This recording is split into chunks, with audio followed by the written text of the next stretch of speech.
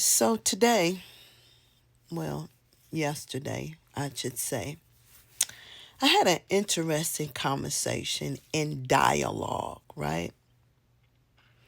And it was between me and a male individual, right? And the dialogue was about women does not like to take ownership to the things that they do. And they always want to make it seem like that the man is always the problem, right? And then they go off on the man, and there is nothing ever good to say. And my response to what the statement was, nobody wake up to be mad. They just don't. No woman, no man, because this will go both ways. Like I told him, it could go both ways. No woman, a man wakes up and say, okay, I feel like I want to cuss you out today. I feel like I want to give you the business today. This is how I feel. I just want to make your day miserable just to make your day miserable. That's not how that happens. That's not how that works. It works when somebody has had enough, when somebody has had conversations with you and you refuse to listen to the conversation because you turn a deaf ear or you deflect and you don't want to hear what somebody else saying when you know they're right. So you try to do reverse psychology and you put it back on the other person, right? And so when people love you, when they care about you, they will hold a lot of stuff in.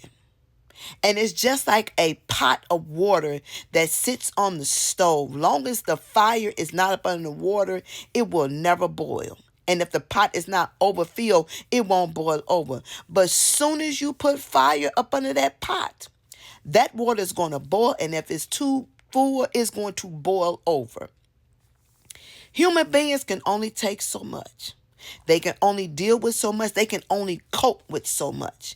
And when you keep provoking and you keep poking the bear in anybody, dating, family, friends, whatever it may be, the pot of water will boil over.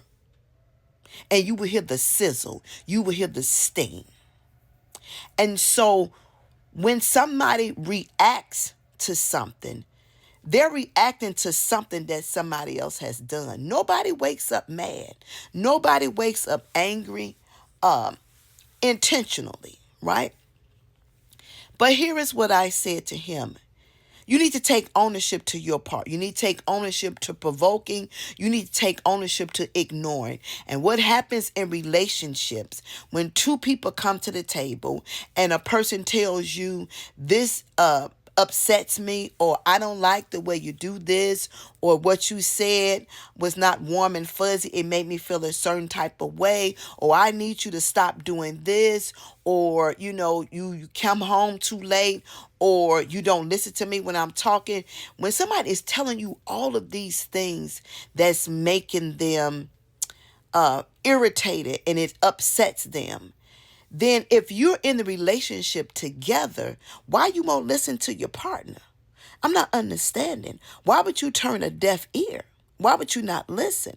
They're trying to tell you. And because a person said, I want to talk to you, does not define that they're trying to attack your manhood, because that was his response. We're not trying to attack your manhood. We're trying to get a solution. We're trying to get you to listen. We're trying to get an understanding. And if we're adults, what we need to do is sit down and talk like adults. We can't be grown when we want to be grown and then act like a child. We want either you going to be an adult or you not. Simple as that. But everybody has to take ownership to their part. Everybody plays a part in a scenario. Whether you're the provoker or not, everybody plays a part. And we have to take ownership to that part. Stop looking at it like you just nag. And some people, don't get me wrong, some women do nag. I'm not negating that. But when a woman comes to you and she says, honey, sweetie, I don't like the way you did this. Honey, sweetie, you need to cut down on your drinking. Honey, sweetie, I know you're going back to your old ways and you need to change it. Don't get mad, because she loves you enough to tell you what you're doing. And she loves you enough to tell you that it's causing her to feel a certain type of way. And then you need to be man enough to listen to it and take ownership to your part. Everybody needs to take ownership and be accountable to their part. And the problem that we have right now in all relationships, nobody wants to be accountable and nobody wants to take ownership.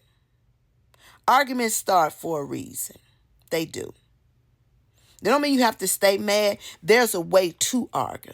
And most of the time, like my niece told me a long time ago, we listen to defend. We listen to defend. So as soon as somebody says, I got to talk to you, instantly your defensive mechanism goes up. But you need to listen to understand instead of listen to defend.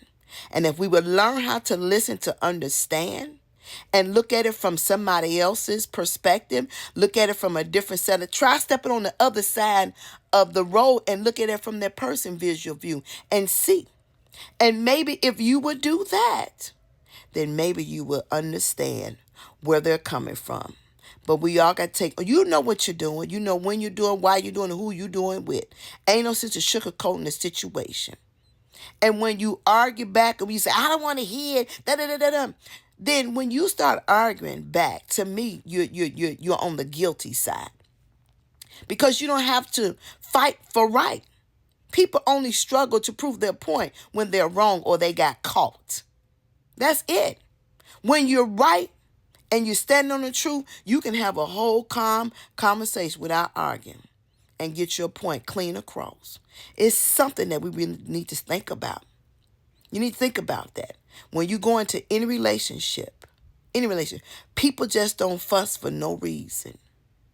There is an action that causes a reaction, and 9 times out of 10, that's what you get. Now, there is a way to react. I understand that. We're still adults.